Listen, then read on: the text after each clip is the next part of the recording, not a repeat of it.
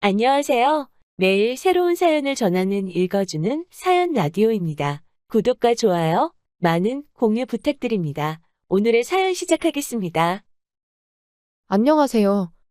제2의 인생을 그려나가고 있는 30대 여성입니다.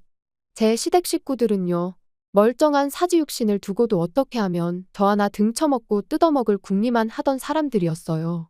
정말이지 제가 오래 산 건 아니지만 그렇게 염치 없고 뻔뻔한 족속들은 처음이었죠. 그리고 피는 못 속인다고. 연애할 땐 몰랐는데 남편도 별반 다를 게 없더라고요. 남편하곤 아는 언니의 소개로 만나 1년을 사귀었어요. 남편이나 저나 나이가 있다 보니 어느 정도는 결혼을 염두에 두고 만나왔고요.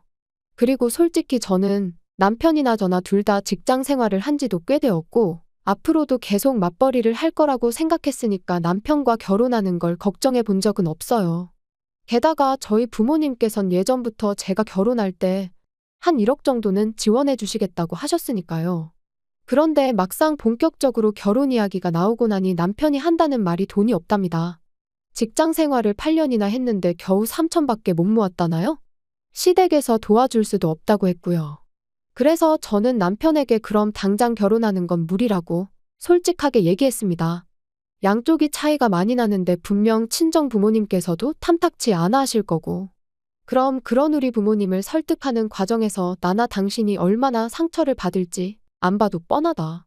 그렇다고 당장 헤어지자는 건 아니고 앞으로 한 1년만이라도 얼마라도 빡세게 모아보자. 하지만 남편의 고집은 완강했습니다. 세상에 누가 결혼할 때 모든 걸 완벽하게 갖춰놓고 결혼하냐면서 일단 없으면 없는 대로 하고 이후로 같이 노력하면 되는 거 아니냐고요. 그리고 이 상황을 친한 친구에게 털어놓으니 친구가 보인 반응 또한 뜻밖이었습니다. 남편이 해오는 게 없고 시댁에서도 해주는 게 없으면 적어도 너한테도 이것저것 요구하진 못할 거 아니냐. 어쩌면 그게 차라리 속 편할 수도 있다. 어쩐지 남편 말도 친구 말도 다 일리가 있는 것 같았어요. 그리고 무엇보다도 일단 저부터가 헤어지는 건 엄두가 나질 않았던 게 사실이고요. 그러니 어떻게든 좋은 쪽으로 생각을 해보려고 노력을 했던 것 같습니다. 그래서 결국 마음을 다잡고 결혼을 하기로 했는데 문제는 결혼을 준비하는 과정 또한 순탄치만은 않았다는 거예요. 집을 알아보는데 매물도 없고 집값도 많이 올라 아무리 저희 친정에서 보태주신다고 한들 매매는커녕 전세도 대출을 받지 않고는 방법이 없겠더라고요. 게다가 저희가 살게 될 집에서 회사까지의 거리도 무시할 수 없었죠. 그래서 결국 남편과 제 회사 중간쯤으로 해서 오피스텔 생활을 하기로 했습니다. 그런데 그렇게 집 문제까지 해결하고 며칠이 지났을 때였어요. 어머님께서 연락을 해오셔서는 퇴근길에 잠깐 들렸다 가라시대요. 참고로 회사에서 저희 친정까진 30분 거리고 시댁까지는 1시간은 좋게 걸리는 거리입니다. 그러니 당연히 좀 번거롭게 느껴진 게 사실이에요. 그래서 제가 바로 대답을 못했더니 어머님께서 대뜸 오라면 네 하고 오면 될 것이지 무슨 뜸을 들이냐며 언성을 높이시는 게 아니겠어요? 너무 당황스러워서 일단 죄송하다 얼른 가겠다 하고는 곧장 남편에게 전화해 어머님이 집으로 오라고 하시던데 혹시 무슨 일이라도 있냐고 물었습니다. 이유라도 알고 가면 저도 나름대로 생각을 하고 갈 수 있으니까요. 그런데 남편이 아주 금시초문이라는 듯 오히려 저한테 이유를 묻대요. 그러니 저로서는 시댁에 가는 내내 어찌나 초조하고 긴장이 됐는지 몰라요. 그리고 그렇게 부랴부랴 도착한 시댁에서 어머님은 생각지도 못한 이야기를 꺼내셨습니다. 듣자 하니 오피스텔에서 살 거라던데 그게 사실이냐고요. 그래서 그렇다 하니 그럼 혼수는 어떡할 거냐대요? 그런데 이때 전 솔직히 어머님이 뭐라도 하나 해주시려고 물으시는 줄 알았어요. 아무래도 저는 모아둔 돈에 친정에서 해주는 것까지 하면 거의 2억 가까이 들고 가는데 남편은 겨우 3천만 들고 오는 상황이었으니까요. 그러니 어머님도 마음이 쓰이시는가 보다. 그래서 뭐라도 하나 해주고 싶으신 건가 뭐 그런 식으로 생각을 한 거죠. 그래서 걱정 마시라고 요즘 오피스텔은 풀옵션이라고 해서 웬만한 건 다 갖춰져 있다 했습니다. 아무것도 안 해주셔도 된다고요. 그런데 어머님이 보이신 반응은 제 예상과는 전혀 달랐습니다. 저더러 너 지금 무슨 얘기를 하는 거냐시며 너 그럼 아무것도 안 해오겠다는 거냐고 물으셨거든요. 그리고는 맏며느리 자리로 시집을 오면서 맨손으로 오는 게 말이 되냐고 다른 집은 맏며느리가 시집 올 때 시부모 밍크 사주고 신우 명품백 사주고 그런다던데 넌 어떻게 그렇게 뻔뻔하냐입니다. 그리고는 이 결혼을 시키는 게 맞는지 모르겠다 하시는데 거기서 저도 확 정신이 들었죠. 그리고 그때는 결혼이 엎어지더라도 할 말은 해야겠다 싶어서 저도 따박따박 따지고 들었어요. 그렇게 치면 저희 집에서도 남편이 맞사위인데 남편도 해오는 거 하나도 없다. 그리고 어머님이 먼저 말씀을 그리하시니 저도 하는 건데 저는 2억 들고 결혼하는데 남편은 3천이 다다. 요즘 아무리 세상이 달라졌어도 적어도 반반은 맞춰야지. 어떻게 겨우 3천만 들려서 아들 장가를 보내시냐. 그랬더니 어머님께서 저한테 누가 너더러 그만큼 들고 시집 오라고 했냐입니다. 네 부모가 내 아들 좋으라고 그 돈 해주냐고. 너 좋으라고 해주는 거 아니냐면서요. 그리고 그렇게까지 이야기가 나왔으니 솔직히 저는 이 결혼은 안 하는 게 맞다 싶더라고요. 그래서 무슨 말씀이신지 잘 알겠다. 부디 어머님 마음에 쏙 드는 며느리 찾으시라 말씀드리고 뒤도 안 돌아보고 자리에서 일어났지요. 그리고는 현관으로 향하는데 신우가 기가 막힌다는 눈빛으로 저를 쳐다보더라고요.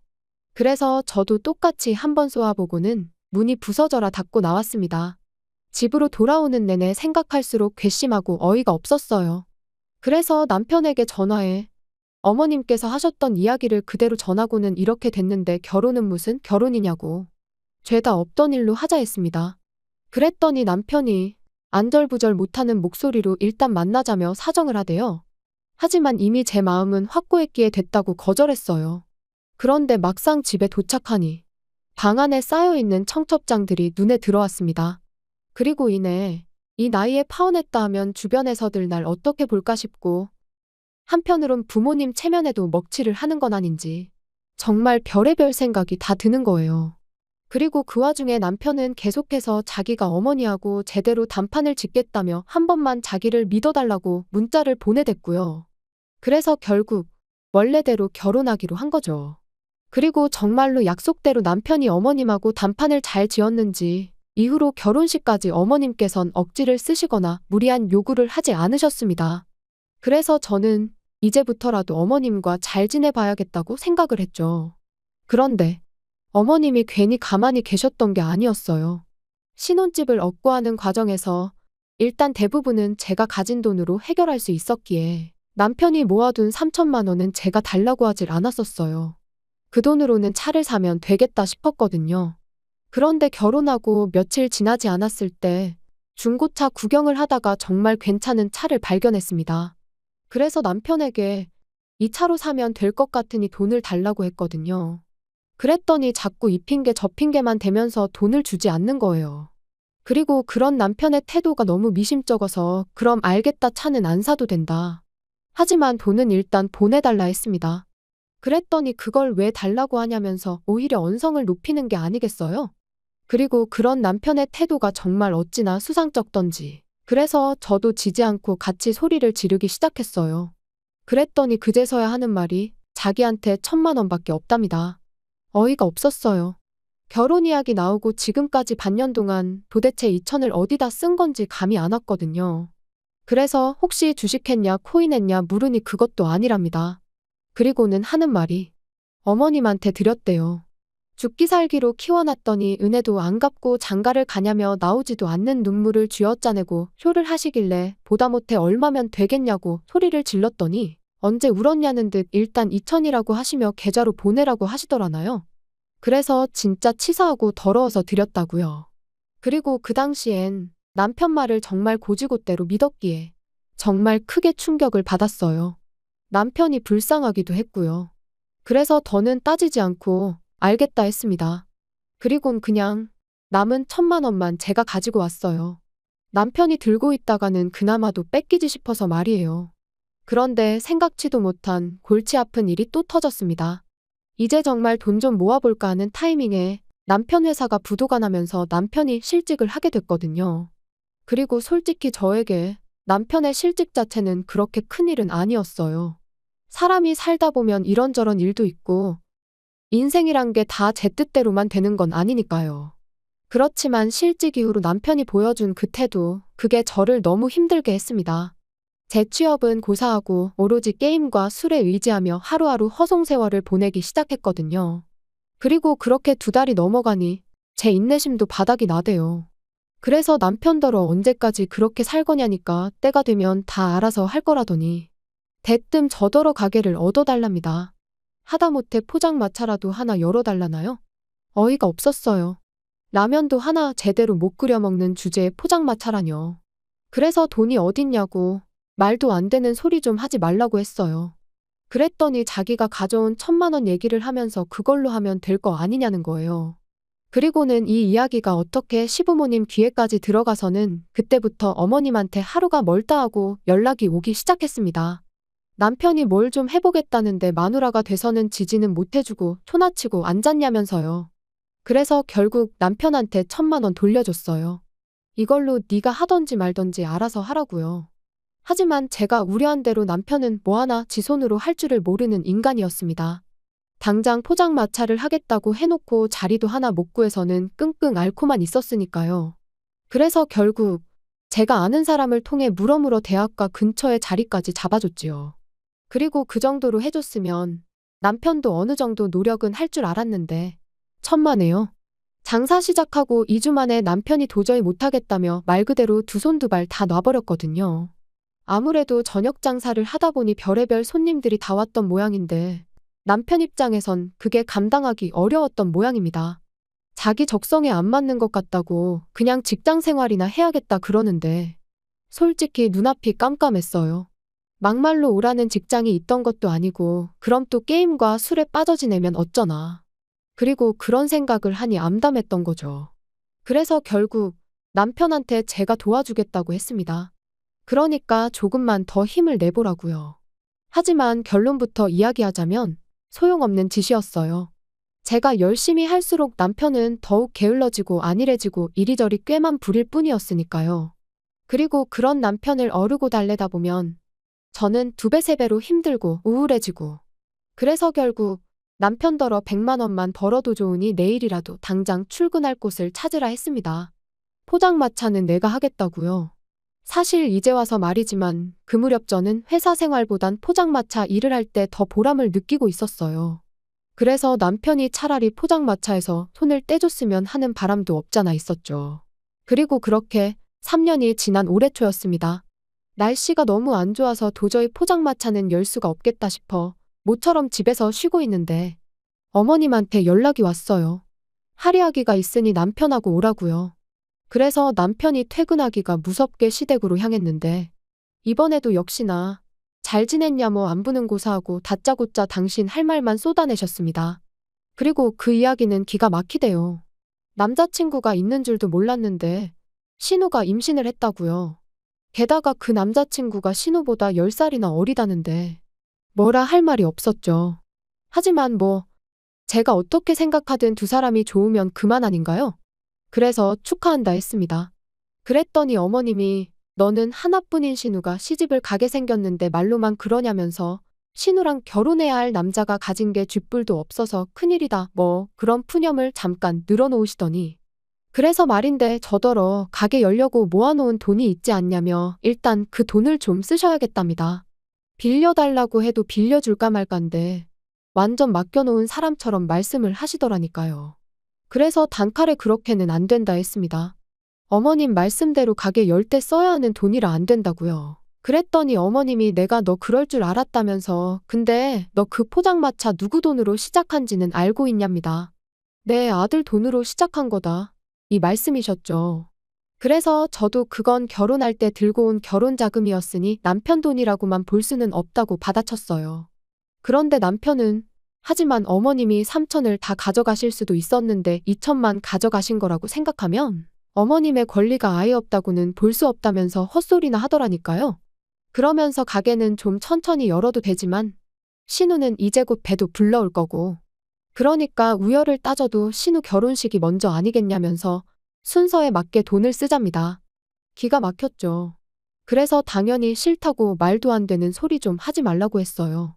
그리고는 남편더러 내가 그 돈을 어떻게 벌었는지 누구보다 잘 알면서 그런 소리가 나오냐고 그럴 것 같으면 당신이 당신 앞으로 대출받아 빌려주라고 쏘아붙였네요. 그랬더니 저희 어머님은 또다시 아니 돈이 있는데 뭐하러 쓸데없이 대출을 받아서 이자를 내냐며 저더러 그렇게 네 욕심만 챙기면 못 쓴다나요? 그리고는 시집 올 때도 CM이고 신우한테 뭐 하나 해주지도 않고 정말 너무한다면서 그런 식으로 굴거면 아예 당신 아들하고도 살지 말라대요. 그리고 저는 그런 어머님의 말씀에 남편이 뭐라고 한마디라도 할 줄 알았는데 전혀요. 남편은 어머님이 하시는 말씀이 전부 다 옳다는 표정으로 저를 바라볼 뿐이었어요. 그래서 저도 몇 초간 남편을 바라보다가 알겠다고 했습니다. 데려가시라고. 지금 당장 제가 먼저 남편을 포기하겠다고요. 그랬더니 그제서야 어머님도 남편도 그리고 신우까지 이게 아닌데 하는 표정을 짓더니 남편이 제 손목을 잡아 끌고 방으로 데리고 들어가선 왜 이렇게 일을 키우냐입니다. 그냥 이참에 몇 푼이라도 도와주고 어머님한테 인정받고 하면 얼마나 좋으냐면서요. 하지만 이제 와서 인정은 무슨 다 필요 없다 했습니다. 당장 남편부터가 내 마음 하나 몰라주는데 어머님한테 인정받는 건 나한테는 아무런 의미도 없다고요. 그리고는 신우 배가 불러오든 말든 시집을 가든 못 가든 그건 다 니네 식구들끼리 알아서 해라 하곤 방 밖으로 뛰쳐나왔지요. 그리곤 안녕히 계시라는 인사는커녕 뭐를 하건 간에 분수껏 하라고 괜한 사람 괴롭히지 말라 했습니다. 남편한테는 이 짐은 퀵으로 다 보내줄 테니 따라 나오지 말라 했어요. 집으로 돌아오는 내내 마치 결혼 전 어머님한테 처음 폭언을 들었던 그날처럼 어찌나 분하고 속상하던지 눈물만 하염없이 흐르더군요. 그리고 남편하고는 결국 협의 이혼했습니다. 포장마차 시작할 때 들어간 비용의 반을 돌려주는 조건으로 깔끔하게 헤어졌지요. 솔직히 그 돈도 주기 싫었지만 그나마도 안 주면 도무지 나가 떨어질 것 같지가 않아서 별 수 없었네요. 듣자 하니 남편은 저와 이혼하고 얼마 안 가 또 회사에서 잘린 모양입니다. 그런데 이번엔 남편이 회사 공금에 손을 댔다는 소문이 있어요. 혹시 신우 결혼 때문에 그런 짓까지 한 걸까요? 이제 뭐 저랑 상관없는 사람이니까 제 알 바는 아니지만 남편을 생각하면 불쌍하기도 하고 한편으론 한심하기도 하고 미움보다는 애증이라고 봐야 할 것 같네요. 아무튼 남편과는 헤어졌지만 그 사람이 아니라면 장사를 시작할 엄두조차 못 냈을 테니 고마운 마음도 조금은 남아있기에 그 사람은 그 사람대로 잘 살기를 바랄 뿐입니다. 긴 이야기 들어주셔서 감사합니다. 오늘의 사연은 여기까지입니다. 구독과 좋아요, 알람 설정해주시면 앞으로 더 좋은 사연으로 찾아오겠습니다. 감사합니다.